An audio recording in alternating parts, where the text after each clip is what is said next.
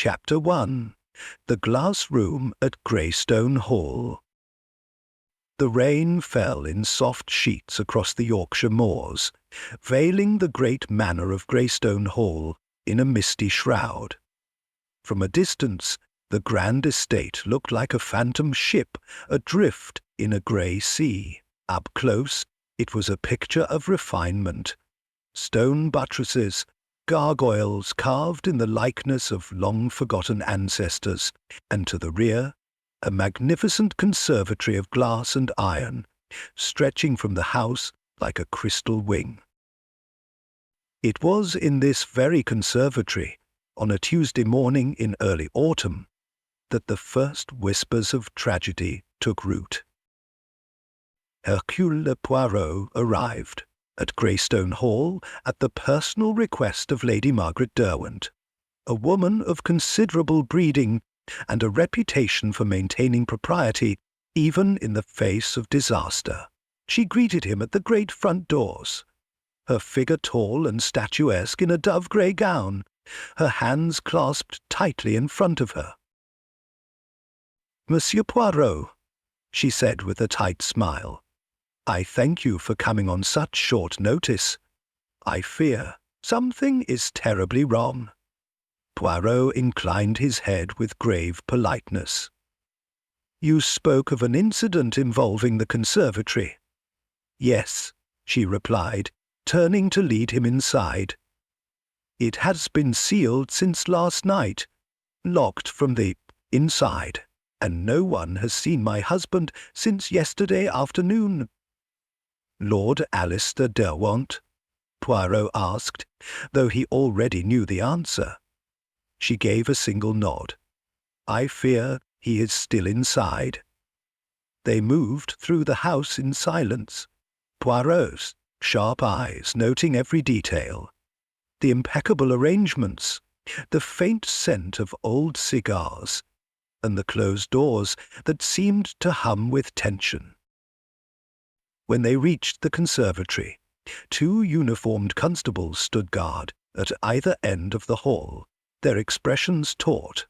The glass doors to the conservatory were locked, not just locked, but bolted with a heavy brass mechanism from within. The key was missing.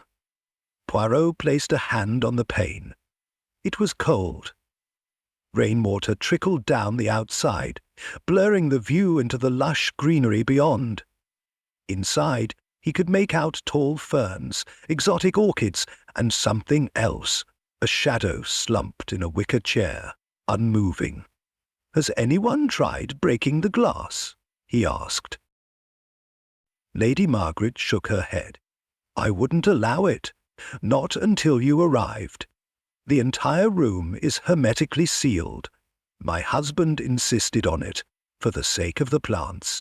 Controlled temperature, filtered air. The only door is this one, and the windows don't open." "Curious," Poirot murmured. "And the servants? No one saw him enter." "None.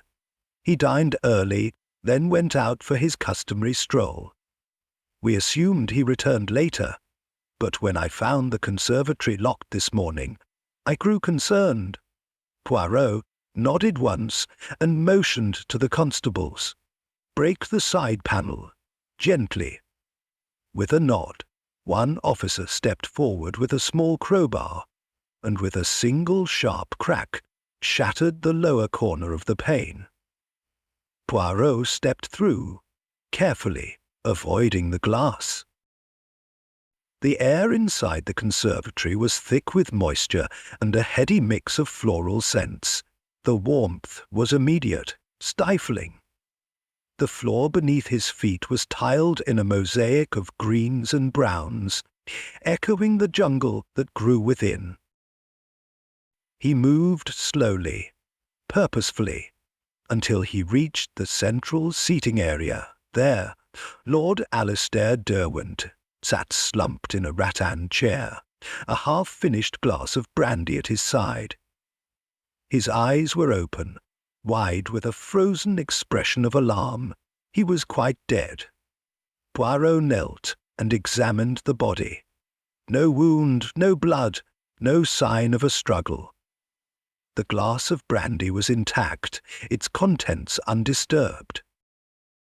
Lady Margaret, watching from the broken panel, let out a faint gasp and covered her mouth with a handkerchief. Poirot stood and surveyed the space again. Every plant was meticulously labelled, the benches swept clean, the irrigation system humming gently in the background. There was no chaos, no sign of forced entry or exit. Just the body of a man in a room sealed tight from the inside. Poirot turned. Slowly, his expression unreadable. "There is more here than meets the eye," he said softly. Later that day, the coroner arrived and confirmed what Poirot suspected. No visible injuries, no signs of poisoning from the brandy, and no cause of death that could be immediately determined. The sealed room posed a greater mystery still. "It is the classic puzzle, n'est-ce pas?" Poirot said to himself that evening, as he sat in the guest quarters assigned to him. The locked room mystery. But in this case, the room is made of glass, and all is visible, and yet still the truth hides. He took out his small notebook and wrote 3 names: Lady Margaret Derwent, devoted wife, poised, guarded Edward Linley, the secretary, discreet, soft-spoken Dr. Hugo Ransom, the botanist, curious about more than just plants. Below those names he drew a square, and inside it a single word. Conservatory. He tapped his pen against his chin.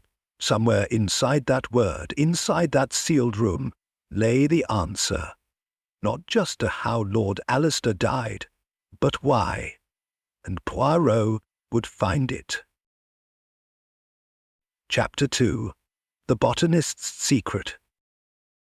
The morning after Lord Alistair Derwent's body was discovered, the skies over Greystone Hall remained overcast, as though the weather itself shared the estate's troubled mood. Hercule Poirot rose precisely at 7 o'clock, shaved, dressed impeccably, and descended the grand staircase with the serene poise of a man about to begin the careful dissection of a human soul, or several. Breakfast was served in the east drawing-room, overlooking the manicured gardens and the secured gardens and the sealed conservatory beyond. Lady Margaret sat at the head of the table, dressed in a soft lavender gown, her manner restrained but composed. Edward Linley, the family's secretary, poured himself coffee with trembling hands. Dr. Hugo Ransom, the estate's resident botanist, wore a somewhat crumpled linen suit and buttered his toast absent-mindedly, eyes locked on the window. Poirot entered and bowed courteously. "Good morning, mes amis. I trust you slept as well as the circumstances would allow?" There were murmured greetings. Poirot seated himself, declined the offer of tea, and took a moment to stir his coffee, precisely 3 times clockwise. "I should like, if it pleases you, to speak to each of you today. In private," he said, setting down his spoon. "There are details yet clouded by grief and uncertainty. I intend to clear the mist." Lady Margaret inclined her head with quiet dignity. "Of course, Monsieur Poirot, whatever is needed." Poirot's first visit was to the conservatory once more, this time with a full day's light filtering through the glass, casting shifting reflections across the tiled floor. It was not just a garden, he now realized. It was a carefully curated world. Tropical orchids, pitcher plants, heliotropes, each species meticulously labeled and positioned with scientific precision. He was joined there by Dr. Ransom, who approached from the side entrance with his usual distracted energy. You wished to speak with me, Monsieur Poirot? He asked, his fingers fiddling with a small pruner clipped to his belt. Oui, doctor. This conservatory, it was your domain, no? In many ways, I maintained it for the past 5 years. Lord Alistair spared no expense. Poirot nodded thoughtfully. Tell me, this sealing of the conservatory, why such measures? It seems almost paranoid. Ransom gave a small laugh. Alistair was obsessive.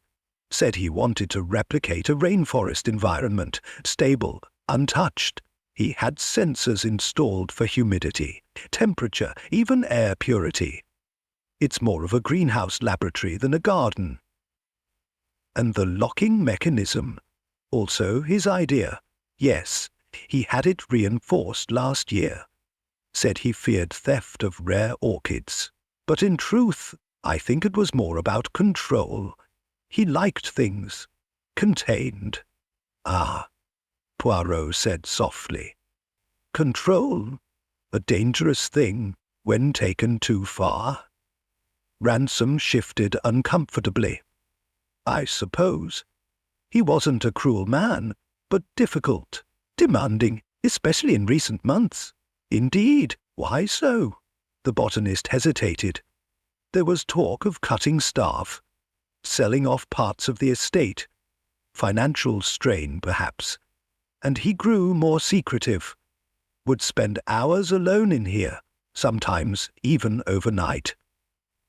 Poirot's eyes narrowed. Overnight? In this room? Yes. He said he slept better surrounded by plants than by people. Interesting, Poirot murmured. Tell me, Doctor, were there any plants here that might be dangerous? Ransom paused. You mean poisonous? Poirot gestured delicately. Let us say lethal. The botanist turned and pointed to a tall, striking plant with deep purple flowers. That is Aconitum napellus, monkshood. A single touch to an open wound can be fatal. Over there, Digitalis purpurea, foxglove. And we have Sacus revoluta. Its seeds are extremely toxic. Poirot absorbed this in silence. Would they leave a trace? Perhaps. But subtle, very subtle. Merci, doctor. You have been most helpful. He watched the man depart, his eyes lingering on the pruner still clipped to his belt. Later that morning, Poirot took his place in the library, an oak-panelled sanctuary of leather-bound volumes and soft lamplight. Lady Margaret arrived promptly, her bearing unchanged.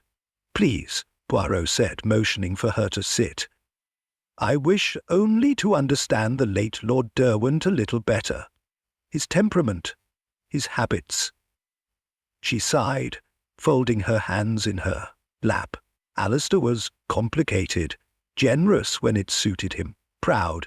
He loved this estate more than anything. More than you, she smiled, but it didn't reach her eyes. Perhaps. You mentioned that he went walking every day. Alone? Yes, often to the moor, sometimes for hours.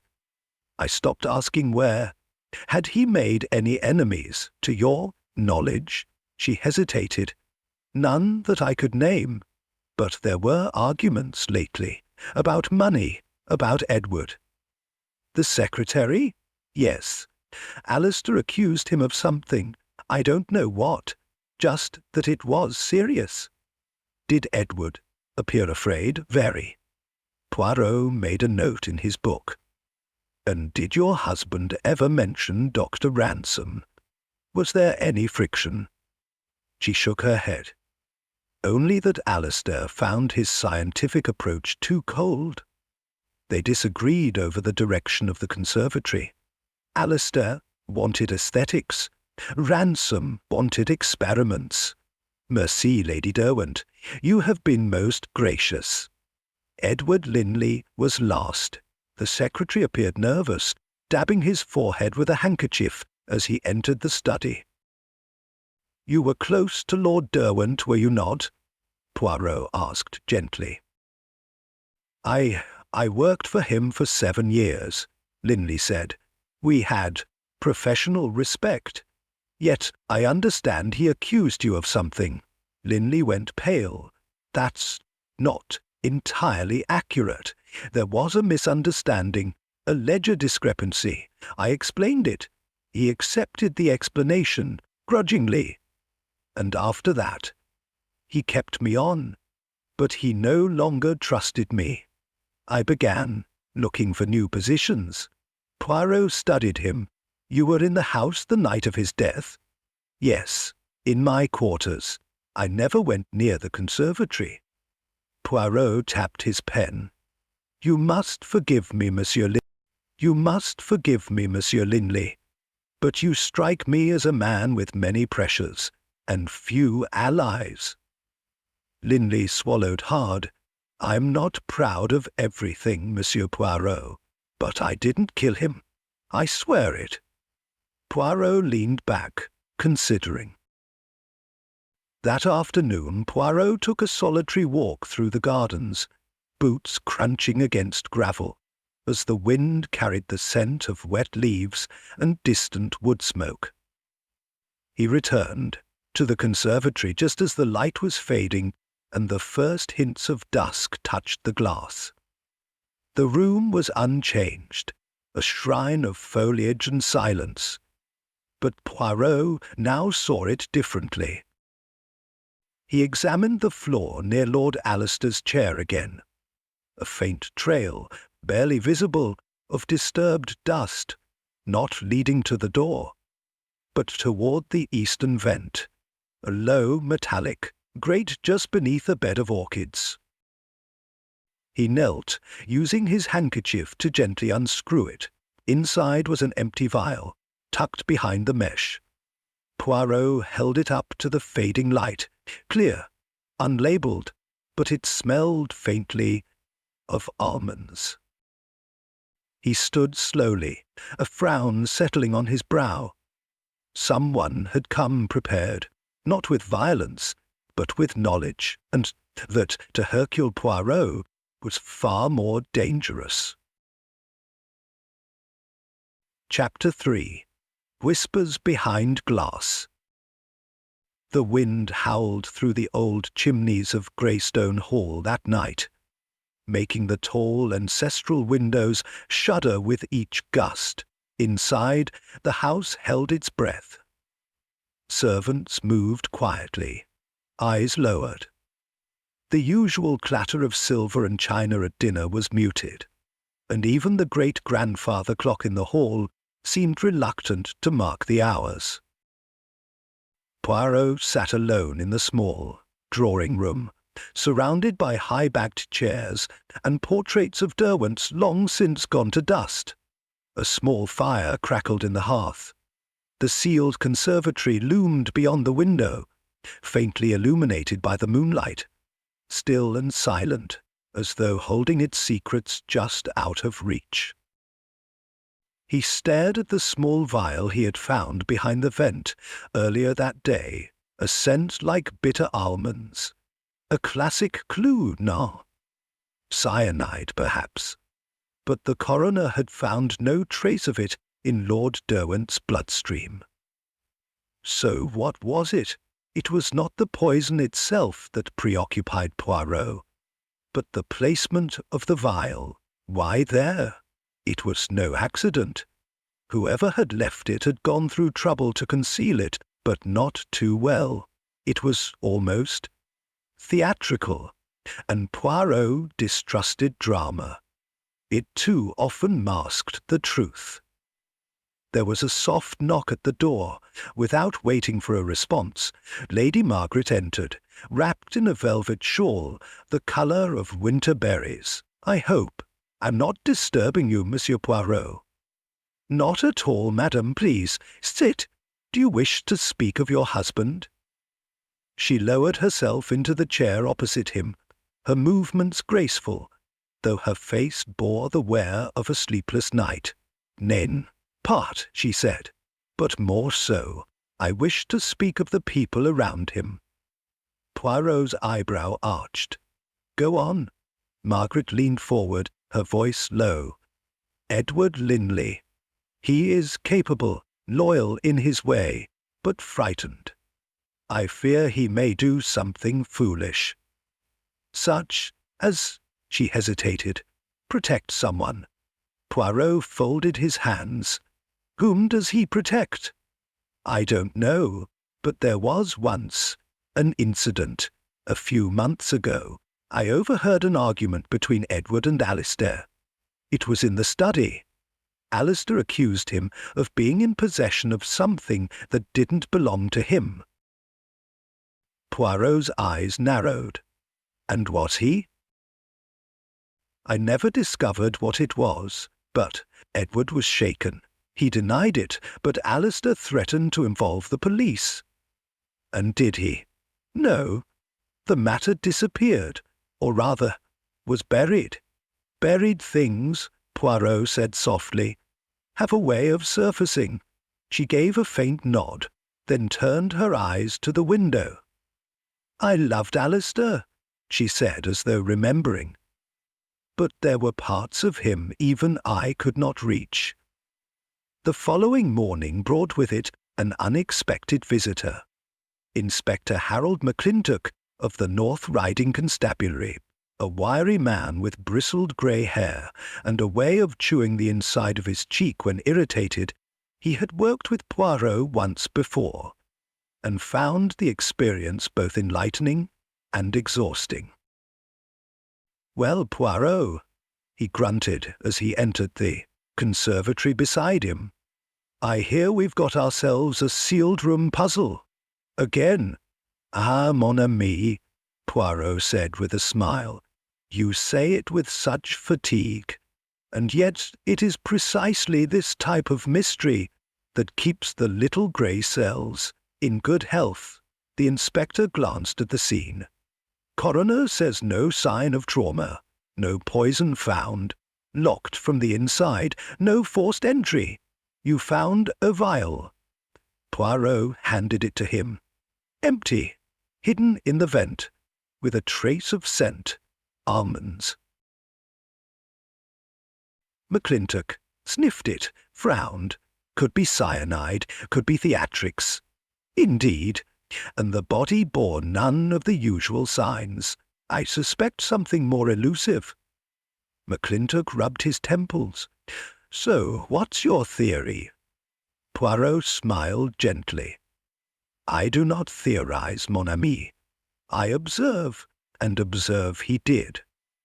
For the remainder of the day, Poirot questioned staff, reviewed household ledgers, and inspected the entire perimeter of the conservatory. He found a single footprint beneath a window on the outside, a partial heel mark in the soil, too shallow to identify, too suggestive to ignore. That evening, as twilight crept over Greystone Hall once more, Poirot invited Dr. Hugo Ransom back to the conservatory. I ask you to indulge a curiosity, he said as they stepped inside. Ransom adjusted his spectacles. Of course. Poirot led him to a far corner. His spectacles. Of course. Poirot led him to a far corner, where a row of delicate bell-shaped flowers bloomed in hues of deep gold. These, Poirot asked, are they toxic? Ransom shook his head. No, harmless, decorative. Why? Poirot made a non-committal sound and turned to the central area where Lord Derwent's chair still remained. The body was found here, yet the air was undisturbed, the glass untouched, the door locked from within, and yet someone got in, or perhaps someone never left. Ransom stiffened. You mean he was poisoned earlier, before he entered? Or, Poirot said, someone was hidden in the conservatory already, waiting. Impossible. There's nowhere to hide. Poirot moved to the rear wall and pointed to a large garden storage cabinet, half concealed by a curtain of vines. "It is large enough, and it was unlocked." Ransom's expression darkened. "That cabinet's only for tools. I didn't notice." "No," Poirot said gently.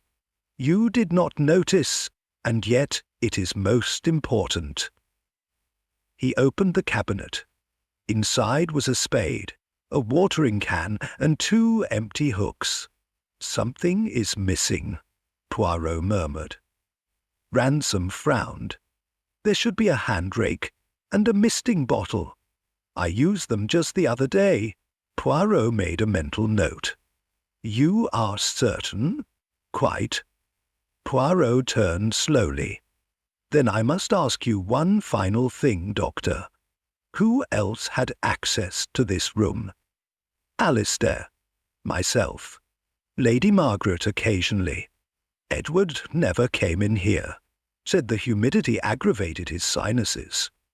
"Then I shall take a walk," Poirot said, "and let the plants do some talking." Later that evening, Poirot stood beneath the stars in the back garden, examining the glass structure by lantern light. The footprint he'd seen earlier still lingered by the wall. He traced its angle to a segment of glass that had a faint smudge, near the latch, nearly invisible by day, more pronounced under angled light. He stepped closer. The pane was not broken, but it bore the faintest groove, where perhaps a suction cup had been attached. And from within, the window had an internal fastening, just like the door. If it had been opened and then closed again with care, it might have gone unnoticed. Poirot straightened, a route in and out. The sealed room was not quite as sealed as it seemed. As he returned to the house, the distant clang of something metallic caught his attention. He rounded the corner to the tool shed and found the door ajar. Inside, someone had hastily shoved items into the shadows. Poirot picked them up one by one, a hand rake, a misting bottle, and tucked beside them a small canvas bag. He opened it. Inside were gloves and a folded piece of paper, botanical instructions, detailed notes on extracting plant alkaloids, some underlined, some circled. Poirot closed the bag gently and looked back toward the house. The murderer was clever, but they had underestimated the persistence of Hercule Poirot. Chapter 4. The Window That Shouldn't Open. The following morning at Greystone Hall dawned grey and sharp, the mist clinging to the yew hedges and gravel paths like secrets reluctant to be shaken off. The conservatory glimmered behind its iron frame, dewy and pristine, as though its glass walls had not held death only days before. Hercule Poirot stood outside it now, wearing his heavy wool coat and leather gloves, examining the eastern window, the one he had studied in the moonlight the night before. He reached out, pressed gently, and the pane moved ever so slightly in its frame. "Voila," he murmured. Someone had tampered with the fastening. Enough to open it silently, enough to close it again without detection. The seal had not held, not from within, but from without. The sanctity of the sealed room had been violated. As he walked back toward the house, he saw Edward Linley pacing under the portico. His gait was brisk, but tension radiated from him with every step. Poirot intercepted him just outside the breakfast room. "Monsieur Linley," he said smoothly, "might I borrow a moment of your time?" Linley blinked, startled. Of course, they sat together in the small morning room. a space filled with golden light, and the distant ticking of a long-case clock. "You seem troubled," Poirot said gently. Linley's jaw clenched. "I am, yes. I've just been told the will is missing." "Ah," Poirot said, folding his hands. "So Lord Derwent had made recent changes?" "Apparently. His solicitor came this morning. Said Alistair wrote a new will 2 weeks ago, cutting off several distant relatives, shifting portions of the estate. But it isn't in the safe. Where is it usually kept?" "In the study. The old safe behind the portrait of his grandfather." "And who knew the combination?" "Only Alistair. But he often left it unlocked during the day. Too trusting, really." Poirot's brow furrowed. "And who stands to benefit most from this change?"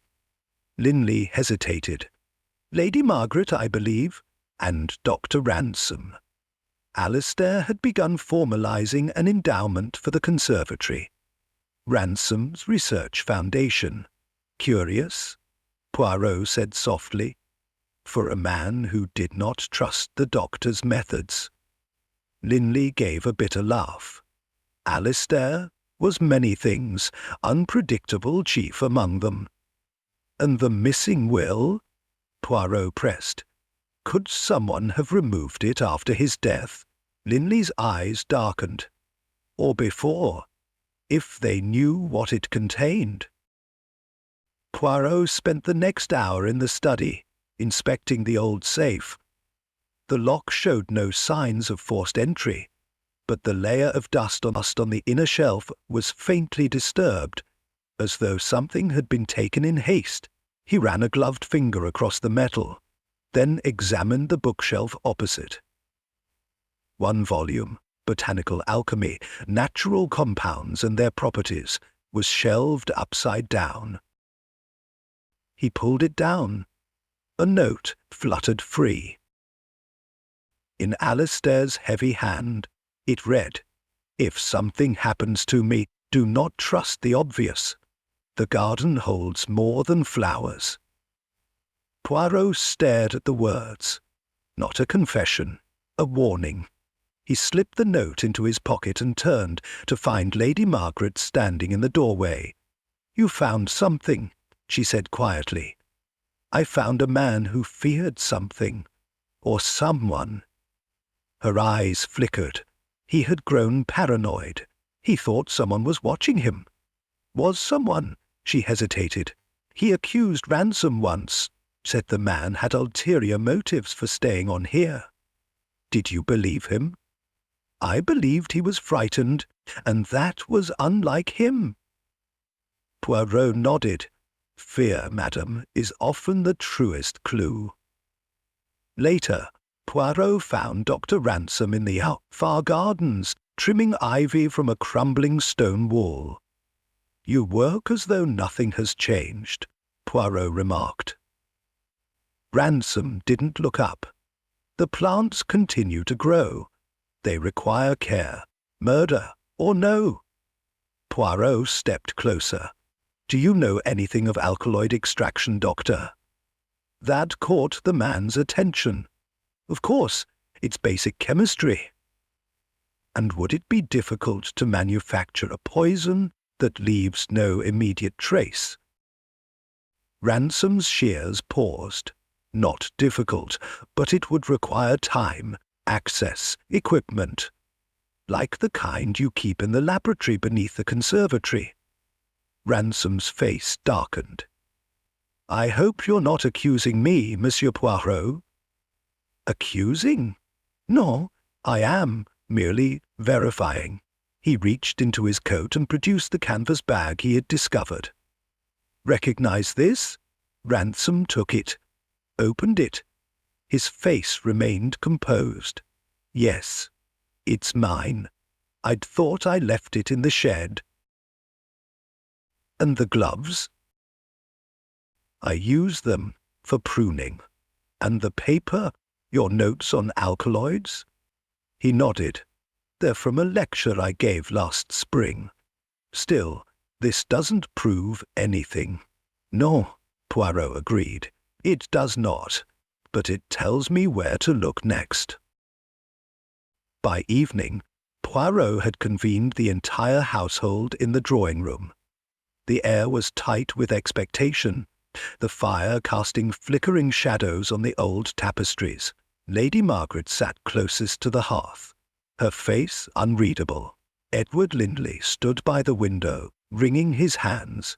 Dr. Ransom leaned against the doorframe, arms crossed. "My friends," Poirot began, "this house has lost its master. The manner of his death was curious. Locked within a room, none could enter. But I say to you now, it was not suicide, it was murder." Gasps, then silence. Poirot continued, "And it was committed by someone who knew the house well, who knew the habits of Lord Derwent, and who used both science and misdirection to cover their tracks." He walked to the centre of the room. There was an entrance into the conservatory. A window not as secure as claimed. It was open from the outside. The killer entered, administered a dose of poison that would take time to act, and left again. Lady Margaret spoke first. "But the coroner said no poison was found." Poirot turned to her. "Indeed, because it was derived from Gelsemium elegans, a rare plant not native to England, but kept here in the conservatory. The symptoms mimic natural causes, death by paralysis, and it fades from the bloodstream quickly." Ransom stiffened. "That plant is in my restricted collection. Oui, and only someone with your knowledge could prepare such a compound." Ransom took a step forward. "You think I killed him for money?" "I think," Poirot said calmly, "you killed him because he planned to cut off your funding. The endowment was never finalized, and you discovered he had changed his will. So you made certain he would not be able to revoke your place at Greystone." The doctor's face reddened. "You have no proof." Poirot smiled sadly. "Ah, but I do. You see, you made one mistake. The misting bottle from your kit used to administer the poison as vapor. It contains traces of gelsamine, and it bears your fingerprints." Ransom paled. Lindley stared in horror. I knew he'd been in the conservatory that night, but I thought he was working. I didn't think—" Poirot raised a hand. "It is not your guilt, monsieur. But your silence nearly protected a killer." Ransom backed toward the door, but McClintock stepped forward from the hallway, having arrived at Poirot's request. "Dr. Hugo Ransom," the inspector said firmly, "you are under arrest for the murder of Lord Alistair Derwent." As Ransom was led away, Lady Margaret rose to her feet. "Why?" she asked softly. "He had everything he wanted." Poirot looked at her gently. "No, madam. He had ambition. And ambition, when thwarted, is as dangerous as poison." Chapter 5. Secrets in the Steam. The following morning brought with it the smell of rain-soaked soil and freshly cut grass, a deceptive calm blanketing the grounds of Greystone Hall. But inside the manor, tension threaded through every corridor like creeping ivy. The arrest of Dr. Hugo Ransom the night before had shaken the household to its roots. And though Poirot's declaration seemed decisive, the detective himself was not content. In his guest chamber, Poirot sat at the writing desk, carefully reviewing the notes he had made during his investigation. Something was amiss. He had presented a solution, yes, but it had not sat well with his little grey cells, too neat, too simple. He tapped a pen gently against his chin. Ransom's motive had been plausible. The evidence had seemed damning. But one fact clung stubbornly to his mind, refusing to be dismissed. Ransom had been surprised, genuinely surprised, not in the theatrical manner of a cornered man, but in the stunned way of someone betrayed by a truth they themselves had not grasped. Poirot rose and crossed the room, retrieving the small sealed envelope he had tucked into his valise the night before, the note he had found in the study, the one written in Alistair Derwent's own hand. He unfolded it once more. "If something happens to me, do not trust the obvious. The garden holds more than flowers, the garden, not the conservatory." He stared out the rain-flecked window toward the south lawn.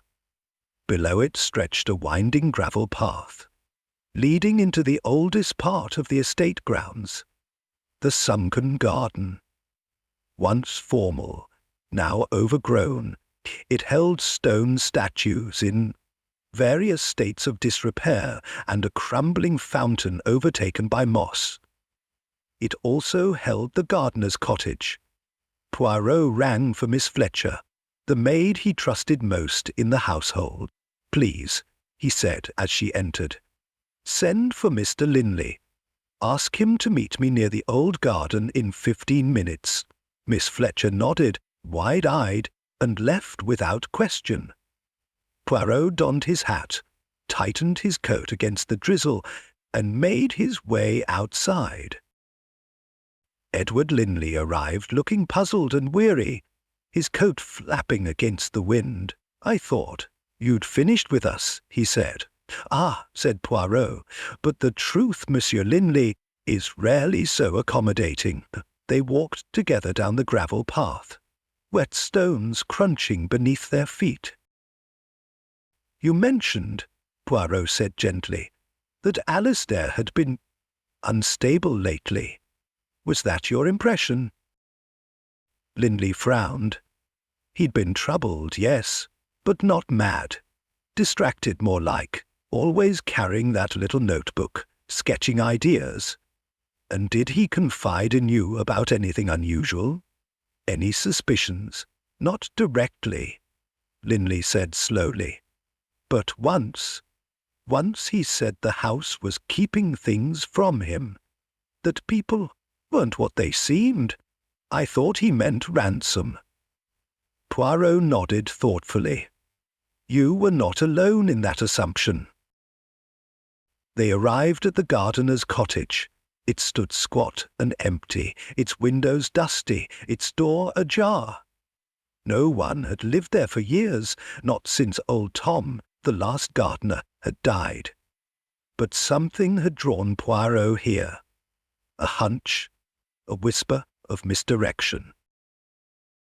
He stepped inside, dust-coated, every surface, a rusted stove, cobwebbed tools, a broken watering can. Linley followed behind. "There's nothing here," he said, but Poirot was already moving to the fireplace.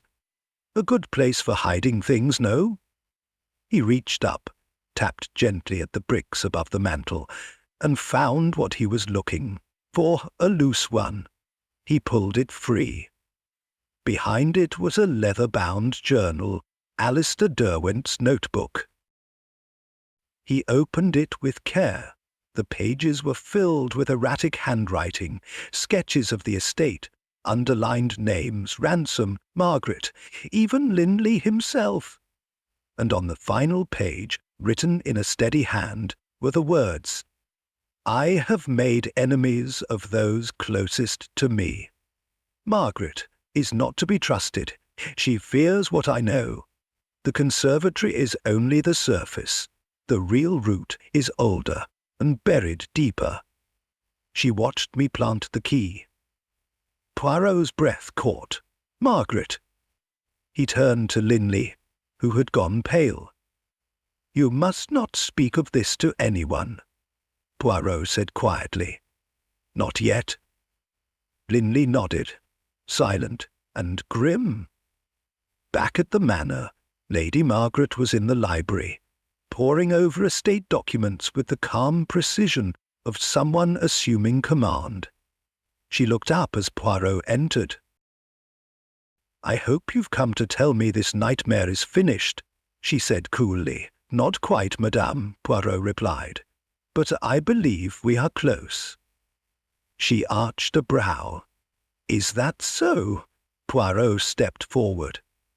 Tell me, Lady Margaret, what do you know of the garden beneath the east wing? She hesitated. Nothing, really. It's been abandoned for years. Yet, Lord Derwent wrote that you watched him plant something there, something he considered a key. She stood abruptly. What are you implying? That you knew more than you let on, that perhaps when he threatened to expose something or remove you from the will, you acted. Her composure cracked slightly. He was losing his mind. Was he? Or had he simply discovered a truth too inconvenient? She didn't respond. Poirot moved closer. You see, madame, I no longer believe Ransom acted alone, if he acted at all. Alistair Derwent had enemies, yes, but he also had fears, and I think he hid the truth not only in words, but in action. He placed the journal and the table. Margaret's face went pale. But Poirot held up a hand. Not now. There is one more place I must look. Then I believe we shall have our answer. An hour later, Poirot was in the East Garden with Inspector McClintock and Edward Linley. They dug beneath the stone sundial, guided by a map Alistair had sketched in his journal. The soil was damp, resistant. Then Linley's spade struck something solid. A small metal box. McClintock opened it. Inside the missing will, and beneath it something else, a faded photograph. Margaret with a younger man, arm in arm. On the back, written in Alistair's hand, "The truth she never told me." McClintock whistled. Looks like blackmail wasn't off the table after all. Poirot nodded grimly. She feared discovery, not only of her past, but of her present. Alistair knew, and when he threatened to change the will again, she panicked. He turned to Linley, and Ransom, a convenient scapegoat, frightening, eccentric, but not the killer. The inspector sighed. We'll need to speak with Lady Margaret again. That evening, as the sun set behind the ancient oaks, Poirot sat once more in the drawing-room, watching the fire. His fingers tapped softly on the armrest. Linley entered with 2 cups of tea. He handed one to Poirot. She'll be taken in tonight, he said quietly. Poirot nodded.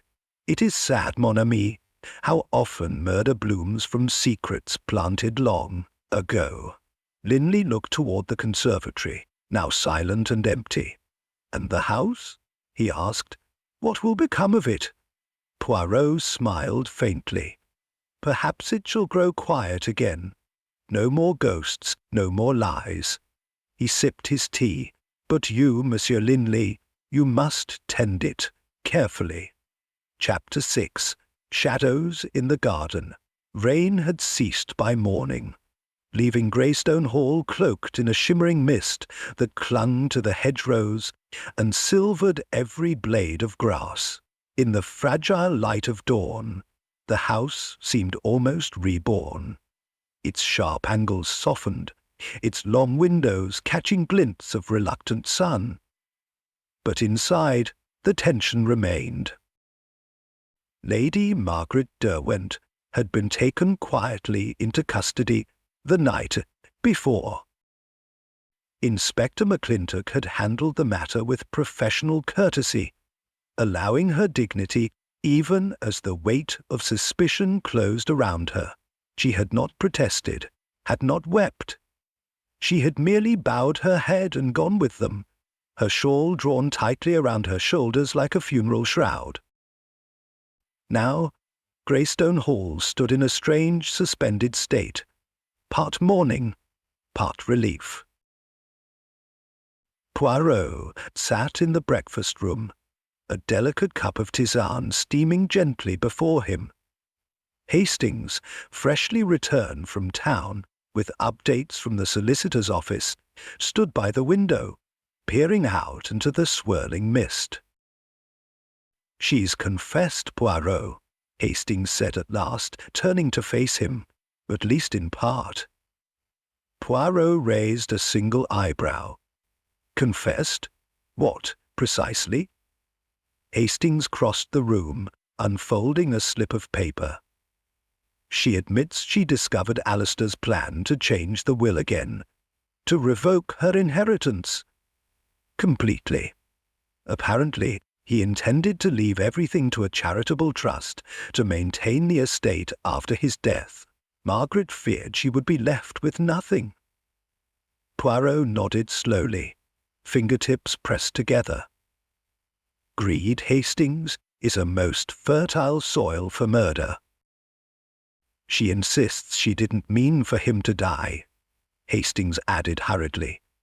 "Only to frighten him, to weaken him perhaps. She and an unknown accomplice administered a compound through the misting system in the conservatory, but the dosage was too strong." Poirot frowned. "An unknown accomplice." Hastings nodded. "She refuses to name them." Poirot's gaze sharpened. "Then the matter is not yet finished." He rose, smoothing his jacket carefully, and began to pace the room. "You see, Hastings, Lady Margaret is not the type to act impulsively. She planned carefully, with knowledge of the estate, the plants, the timings, but even she would require assistance. Someone with access to the grounds, to the misting system, to the laboratory below the conservatory." Hastings looked confused. "Ransom's been cleared, hasn't he?"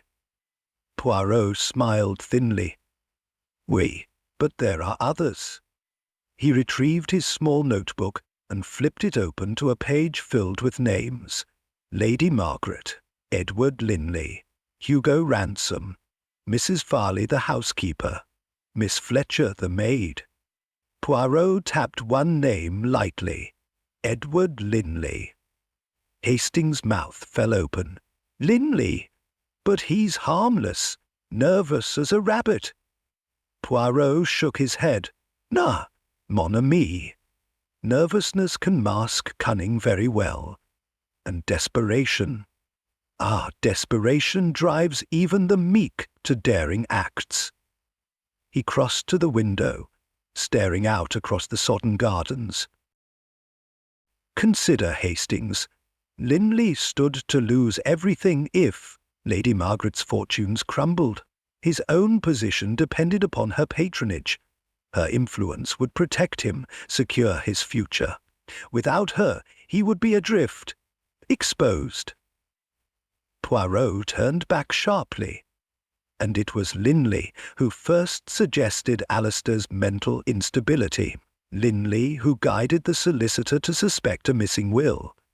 Linley who hovered at every revelation, pushing the investigation just subtly enough. Hastings shook his head slowly. "You think he helped her?" "I think," Poirot said quietly, "he did more than help. I think he planned the method." There was a knock at the door. Miss Fletcher appeared, wringing her hands nervously. "Begging your pardon, sir," she said, curtsying slightly. So Linley asked me to tell you he's awaiting you in the conservatory. He said he wished to confess something." Poirot exchanged a glance with Hastings. "The trap closes itself, mon ami." The conservatory was still warm from the sun's filtered rays, though the air smelled faintly of damp soil and something more acrid beneath. The ghosts of poisons, perhaps, or guilt left hanging in the mist. Edward Linley stood by the far fountain, his hands clasped tightly behind his back. His face was pale, and dark circles shadowed his eyes. When Poirot and Hastings entered, he turned slowly, as though gathering every shred of strength he possessed. "I suppose you know," Linley said quietly. Poirot inclined his head. "I know enough. The rest, monsieur." Poirot inclined his head. "I know enough. The rest, monsieur, I leave for your conscience to reveal." Linley gave a sad, broken laugh. "It was never meant to kill him. Margaret wanted to scare him, weaken him, just enough that he would reconsider. I told her about the plants. I helped her measure the dosage." He closed his eyes briefly. "But it was me who set the misting system to run overnight. I thought it would be gentle. Just make him ill, not—" He broke off, swallowing hard. Poirot stepped closer, voice low but firm. "And when he died," Linley's voice cracked, "I wanted to undo it. I tried to hide the evidence, the gloves, the misting bottle. I panicked, and when Ransom was arrested, I told myself it was fate, that perhaps justice had been served in some twisted way." Poirot shook his head slowly. "Justice, monsieur, is never served by silence." Linley sagged against the fountain's rim, defeated. "I'll confess it all," he said, "to McClintock, to the court. I'll tell them Margaret never meant for it to happen." Poirot straightened his cuffs with mechanical precision. "You will tell them everything," he said softly, "and then, perhaps, find some measure of forgiveness. If not from the world, then from yourself." The days that followed saw Greystone Hall transformed yet again. Margaret Derwent and Edward Linley were both formally charged. Conspiracy, negligence leading to death, destruction of evidence. The courts would determine their fates, but Poirot suspected justice would be tempered with pity. Theirs had been a crime born not of hatred, but of fear and weakness, and such things, while still culpable, carried a sadness the law could not erase. Hercule Poirot, his work complete, prepared to take his leave. On his final morning at Greystone Hall, he stood once more before the conservatory, now cleaned, the glass mended, the plants tended carefully by new hands. The garden no longer whispered of secrets. It simply lived. Hastings joined him by the drive, bags packed in the car. "Another mystery solved, eh, Poirot?" he said, clapping his friend lightly on the back. Poirot smiled, though his eyes were thoughtful. "Oui, mon ami, another page closed, but remember, even the most beautiful garden may hide the deepest roots of tragedy." He cast one last look back at Greystone Hall, its stone walls gleaming, its glass room sparkling like a jewel, and then stepped into the car. As they drove away, the mist curled behind them once more, swallowing the house from sight. But not from memory, never from memory. Chapter 7. The Garden That Remembered Winter descended early upon Yorkshire that year. By December, a brittle frost coated the moors, and the trees surrounding Greystone Hall stood black and skeletal against the pewter sky.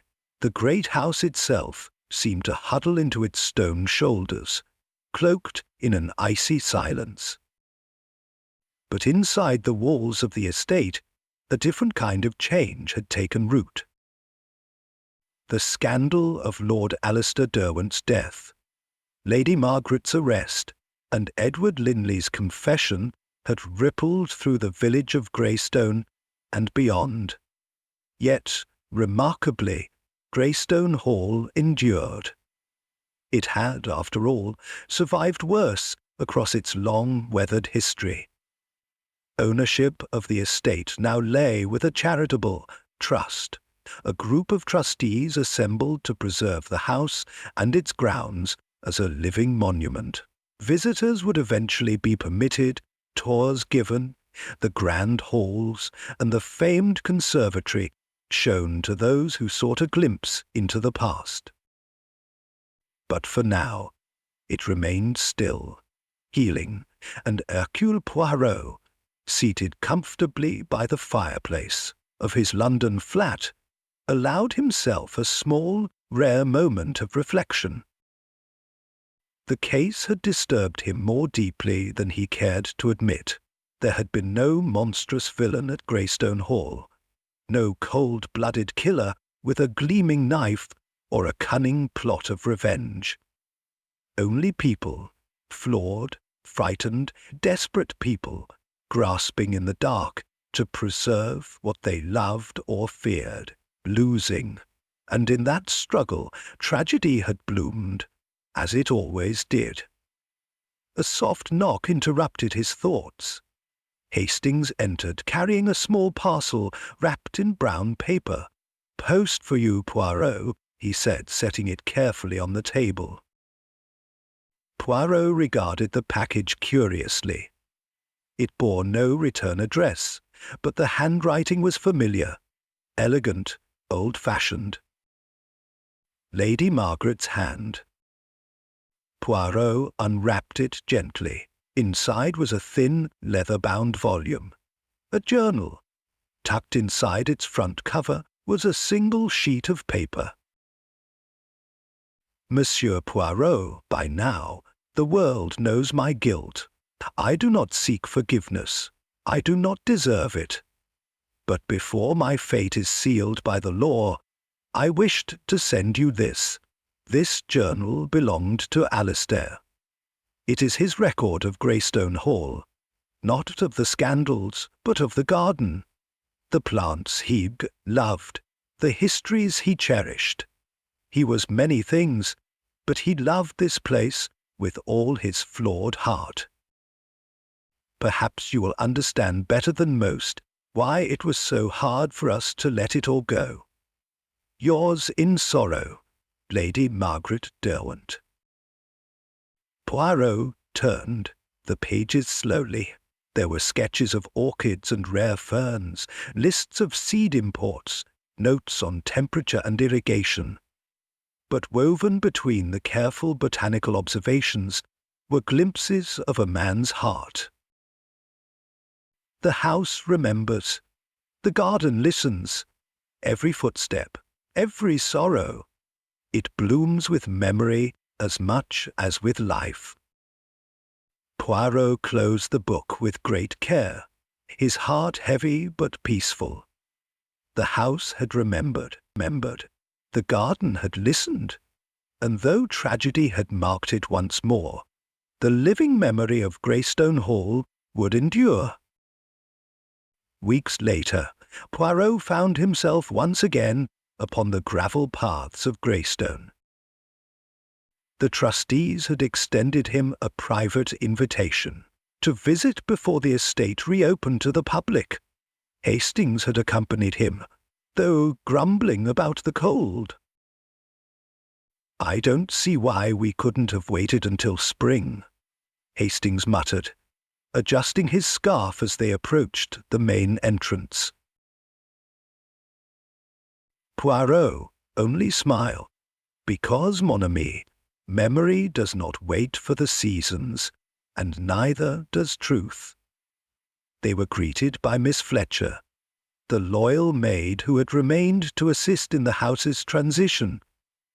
She had aged in the short months since Poirot had last seen her, but there was a lightness about her too, as if the burdens once hidden in the house had lifted. "Monsieur Poirot," she said warmly, "we're honored you've returned." She led them through the halls.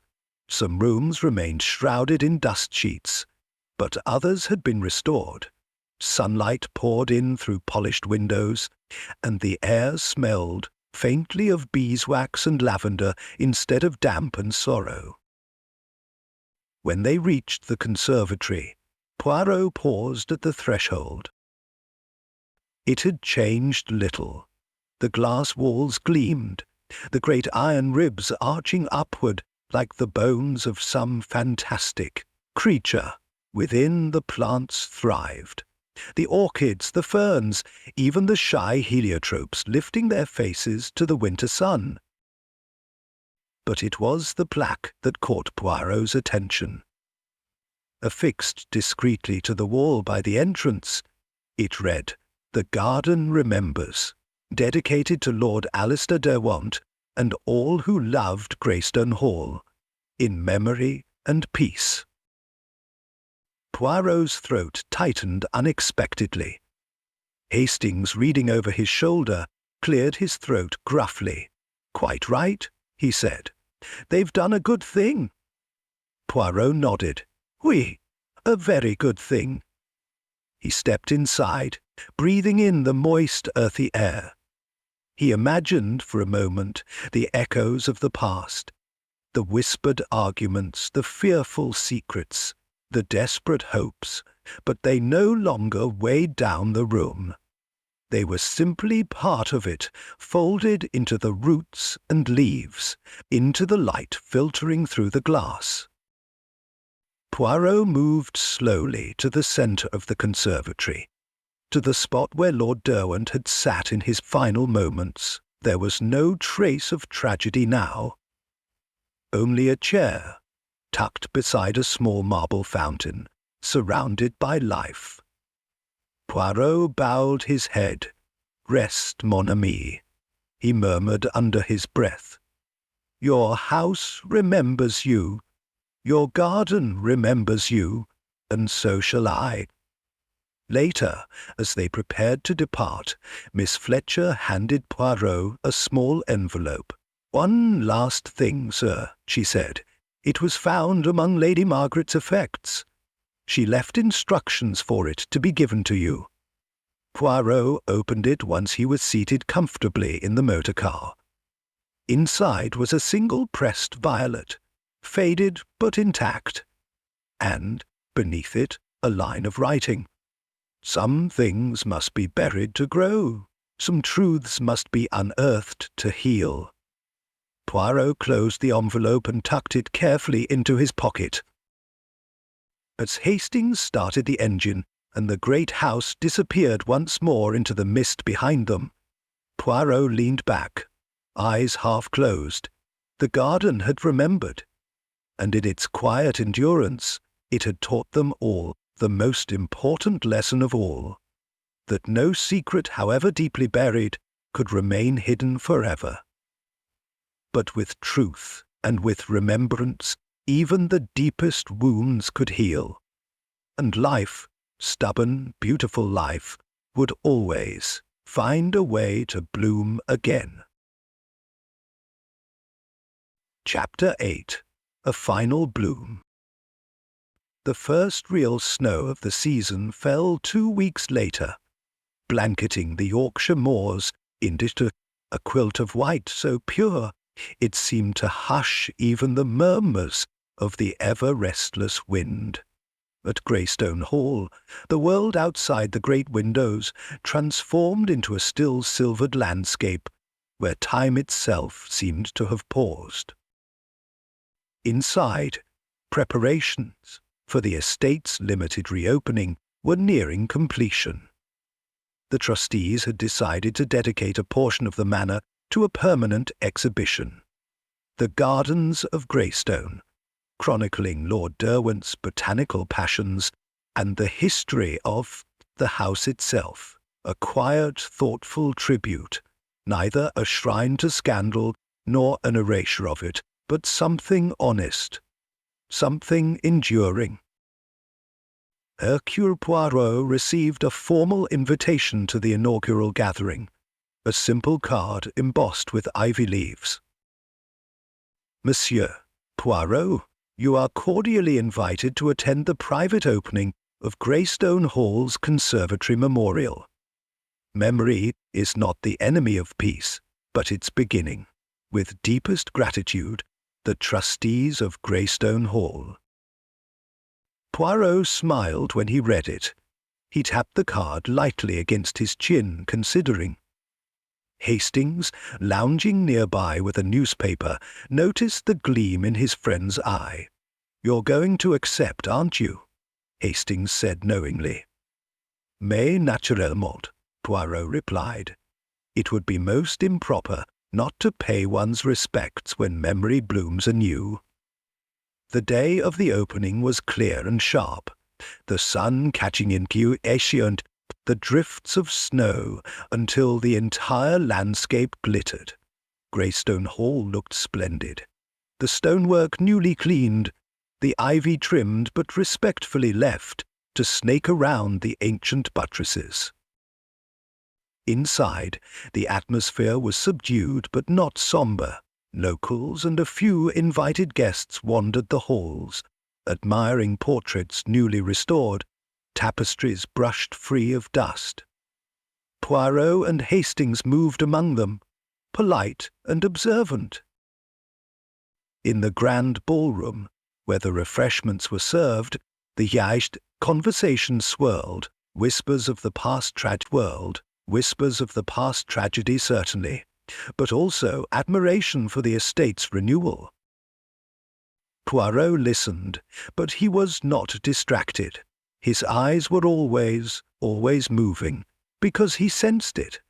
A final thread yet untied, a final truth yet unspoken. And he trusted his little grey cells implicitly. At noon, the guests were gathered in the conservatory for the formal dedication. Mrs. Fletcher, looking proud and a little nervous, led the ceremony. She spoke simply of Lord Derwent's love for rare plants, his dream of bringing a piece of distant jungles to the English countryside, and of the house's long history of endurance. At the end, she gestured toward a new display, tucked into one corner of the conservatory, a glass case standing on a polished mahogany pedestal.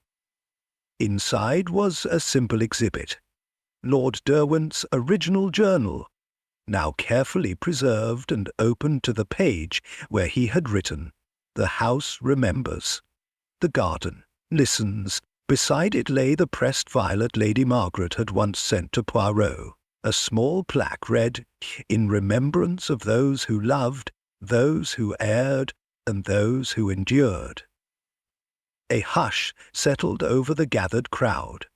Poirot, standing slightly apart, felt a tightness in his chest. Not grief, not exactly. Something finer, a bittersweet kind of peace.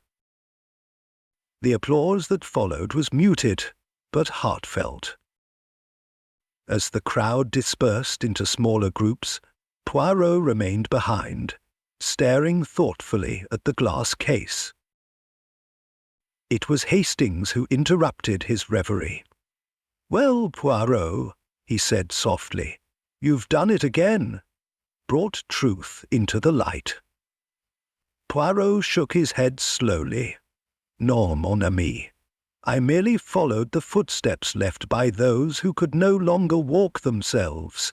He turned from the case and moved toward the far end of the conservatory, where a small iron gate led out into the east garden.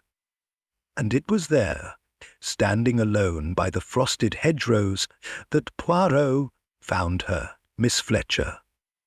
She was staring at the snow-covered sundial, the very place where the final secrets had been unearthed months ago. Poirot approached quietly. "You have worked hard, mademoiselle," he said gently. She turned, startled. Then, seeing it was him, she offered a sad smile. "I had to. For them. For all of them." Poirot studied her carefully. "And for yourself?" She looked away.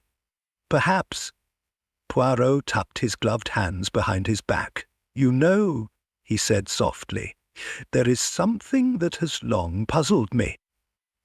Miss Fletcher frowned slightly.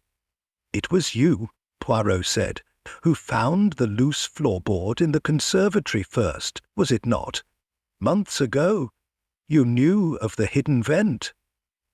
She said nothing. "And it was you who encouraged Lady Margaret to act, gently, subtly, a word here, a hint there, enough to steer her, without ever appearing to do so." Still she said nothing. Poirot's voice dropped. "You loved Lord Derwent." At last Miss Fletcher met his eyes. "Yes," she whispered, "I loved him, more than Margaret ever did. She loved what he could give her. I loved who he was before he let power and pride ruin him." Poirot nodded slowly, his heart heavy. "You helped her," he said. "You thought you could frighten him, force him to change, to humble himself. But you underestimated the poison. You underestimated the consequences." Tears welled in Miss Fletcher's eyes, glinting in the weak winter sun. "I didn't mean for him to die," she said fiercely. "I just wanted him to see, to remember who he had been." Poirot sighed softly. "Ah, mademoiselle, the past is a garden with thorns as well as flowers." They stood together in silence, the snow swirling around them. Finally, Poirot spoke. "You will not be punished by the law. There is no proof that ties you to the crime directly. Lady Margaret and Edward Linley have taken the blame. But your conscience, mademoiselle, that is punishment enough." She nodded slowly, tears slipping down her cheeks. Poirot bowed his head slightly, offering the dignity of a final mercy. "May you find peace," he said quietly, "and may Greystone Hall bloom again." Without waiting for a reply, he turned and walked back toward the house. Behind him, the sundial stood like a silent witness to all that had passed. As Poirot and Hastings drove away later that afternoon, the sky cleared and a pale sun broke through the clouds. The snow glittered on the fields, untouched and beautiful. Hastings steered the car carefully along the narrow road. "Do you think she'll find peace, Poirot?" Poirot stared out the window, thoughtful. "Perhaps, in time." He tapped a finger lightly against his knee. "But memory, Hastings, it is not so easily silenced. Greystone Hall will remember, the garden will remember, and so must we." The road wound onward, the house vanishing behind them into the gathering dusk. But in Poirot's heart, and in the soil of Greystone itself, the truth remained, a final bloom, a final remembrance, a final peace. Chapter 9. The Last Violet. The train, from Yorkshire to London, cut through the white fields like a silver needle, stitching together two worlds, one of silence, one of noise, one of memory, one of the endless rush of the present. Inside his private carriage, Hercule Poirot sat alone, a small leather valise at his side, and a heavy wool coat folded neatly on the seat beside him. He had said his farewells at Greystone Hall without ceremony. Hastings had already returned to London the day before on urgent personal business, leaving Poirot the luxury of solitude. He preferred it that way today. He preferred it that way today. The events at Greystone had left an impression on him, a lingering weight not of unfinished business, but of a deeper melancholy. He had solved many crimes in his life. He had seen men and women kill for greed, for love, for fear. But rarely had a case left behind such a complicated sorrow. He adjusted his cuffs, smoothed a wrinkle from his trousers, and retrieved from his coat pocket a small object, the envelope Miss Fletcher had given him. Inside it, carefully preserved, was the single pressed violet Lady Margaret had sent him months before. He placed it gently on the small table by the window and gazed at it, his reflection blurred in the rain-flecked glass. A violet, simple, fragile, defiant against the cold, just like memory. Poirot leaned back, folding his hands across his middle. His little grey cells, usually so quick to leap from case to case, now lingered, turning the events of Greystone Hall over and over in a final, silent review. Lady Margaret, Edward Linley, Miss Fletcher, even poor Lord Derwent himself, all had been prisoners of their own fears. Fear of losing status, fear of exposure, fear of being forgotten. And fear, Poirot knew, was the most insidious poison of all. It clouded judgment, distorted loyalties, and twisted love into something brittle and dangerous. He sighed softly. To love without fear, he thought, is perhaps the greatest courage of all. The train rocked gently over the tracks, the rhythmic clatter lulling him into a reverie. In London, the city was a blur of grey mist and red omnibuses when Poirot arrived. At his flat, his manservant George greeted him at the door with his usual brisk efficiency, taking his coat and hat without a word. Poirot ascended the stairs slowly, savouring the familiar creaks of the wood, the soft ticking of the hall clock, the distant hum of the city beyond his windows. He entered his sitting room, paused, and allowed himself a small smile of satisfaction. Everything was exactly as he had left it.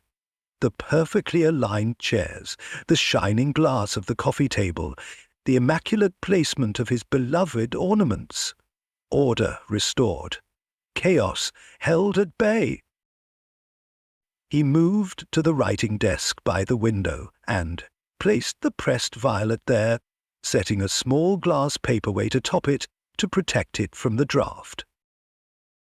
Then he sat, withdrew a fresh sheet of thick cream stationery, and began to write. To the trustees of Greystone Hall, may I humbly suggest the addition of a final plaque to your conservatory, a simple dedication, in remembrance of all things fragile yet enduring. As the violet blooms in the frost, so too does memory flourish in the heart. Yours in respect, Hercule Poirot. He signed the letter with a flourish, blotted it carefully, and set it aside to post the next morning. Then, with a slow, deliberate motion, he opened the small leather valise he had carried back from Yorkshire. Inside were his notes from the case at Greystone.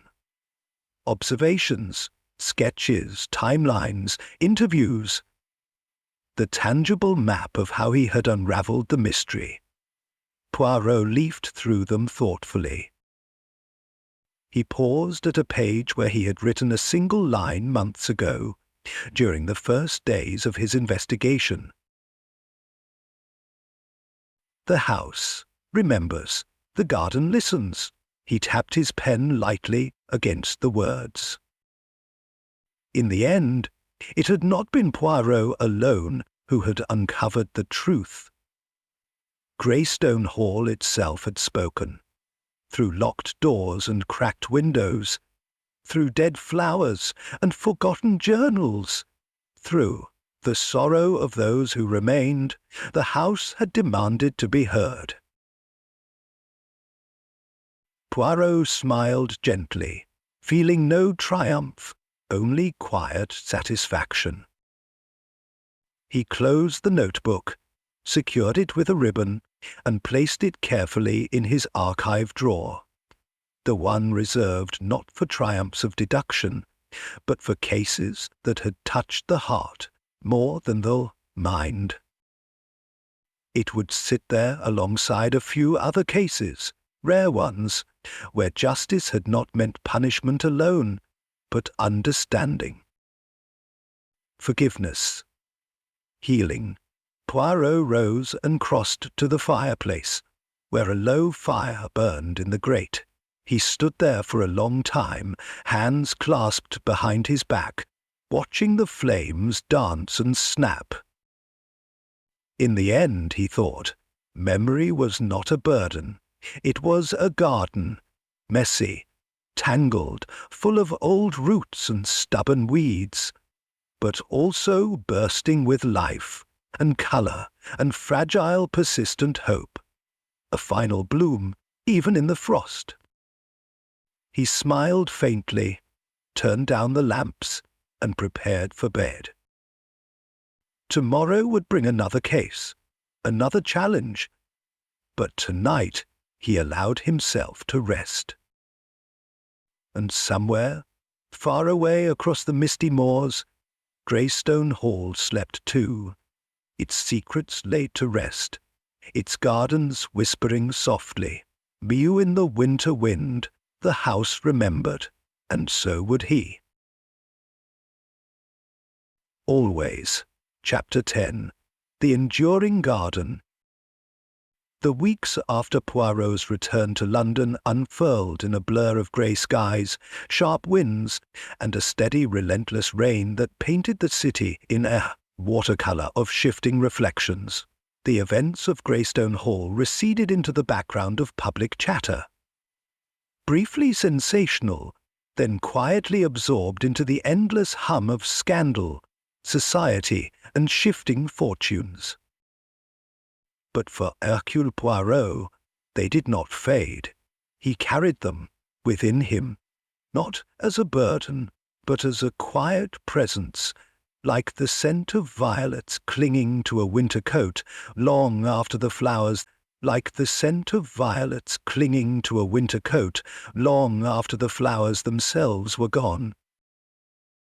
It was on one such rainy afternoon that Poirot, seated in his immaculate armchair, turned once again to the small leather journal sent by Lady Margaret.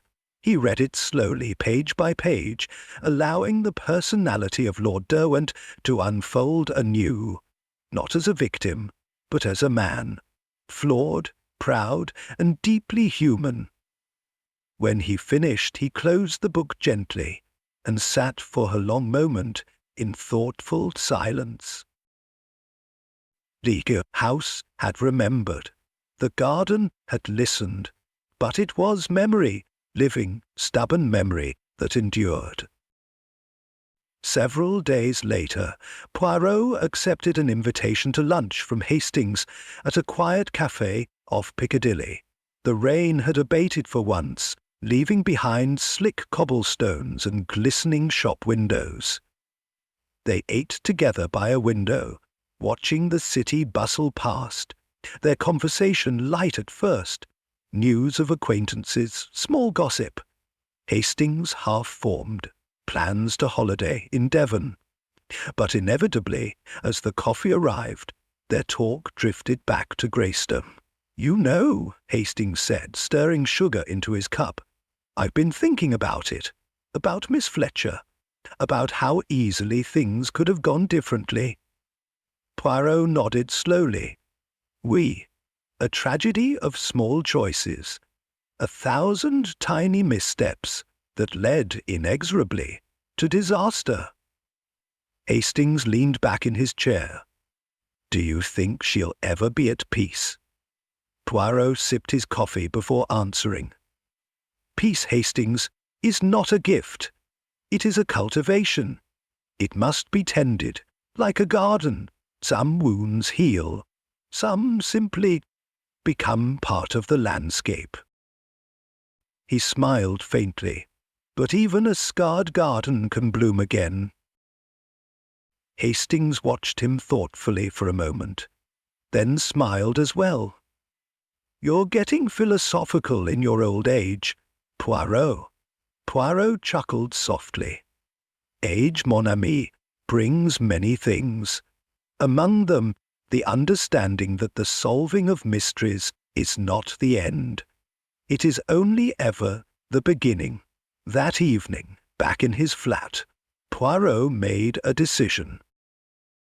He opened his archive drawer once more and retrieved not the Greystone case file, but the pressed violet still resting beneath its glass paperweight. He placed it carefully in a small wooden frame, a simple thing, no ornamentation, no gilding, just wood and glass, clean and unadorned. Then he hung it above the desk where he conducted his daily work. The countless letters, the tangled cases, the endless puzzles that made up the rhythm of his life, a small thing, but meaningful. He did not label it. He did not need to. The violet spoke for itself. It was a reminder that every case, every mystery, was not merely an intellectual exercise, but a story of lives touched, futures altered, memories preserved or lost. And it reminded him, too, that justice was not always thunderous and grand. Sometimes it was small, quiet, like a flower pressing up stubbornly through frost. Months passed. The snow melted from the moors. Spring came hesitantly to Yorkshire, and with it the first crocuses pushing bravely through the thawing ground. At Greystone Hall, the trustees opened the estate for its first official public tour. The house was immaculate. The conservatory shone like a jewel, and in one corner of the exhibition, visitors paused before a modest plaque, reading words that stirred something they could not quite name. The garden remembers. It became a tradition, locals bringing violets to leave discreetly at the base of the conservatory walls, a quiet growing tribute to memory, loss, and hope. The scandal faded. The tragedy softened into history, but the garden endured. Poirot never returned to Greystone Hall. He had no need to. In his heart, he carried it with him, the misty gardens, the whisper of leaves against glass, the lingering sorrow, the quiet forgiveness. He carried it into every case thereafter, into every interview with a frightened suspect, every careful cross-examination of motive and opportunity. He carried it when he sat alone in the evenings, tidying his cufflinks and straightening his moustache, thinking not of crimes, but of human frailty and human resilience, and always, when he glanced up from his desk, he saw the violet, the last gift of a house that had once locked its doors against the world. The last bloom of a garden that had refused to be silenced. Years later, long after the names of Lady Margaret Derwent and Edward Linley were forgotten by the society pages, long after Greystone Hall had settled into the quiet dignity of a heritage estate, a young journalist interviewed Hercule Poirot for a retrospective on his career. At the end of the conversation, the journalist, curious, asked, "Of all your cases, Monsieur Poirot, is there one you remember most fondly?" Poirot smiled, an expression touched with sadness, but also great tenderness. There was a house, he said, of stone and glass, a house that whispered of loss and hope, a house where a garden bloomed even amid sorrow. He tapped a finger lightly against the small-framed violet still hanging above his desk. "It taught me," he said softly, "that truth is not always enough. Sometimes remembrance is what matters most." The journalist, puzzled, asked for more details. But Poirot only smiled, shook his head gently, and said, "Non, mon ami. Some stories are not for the newspapers. Some are for the heart alone." And he rose, offered his hand politely, and saw the young man out. When the door closed, Poirot turned once more to the violet. The garden had remembered, and so would he, always, until the end.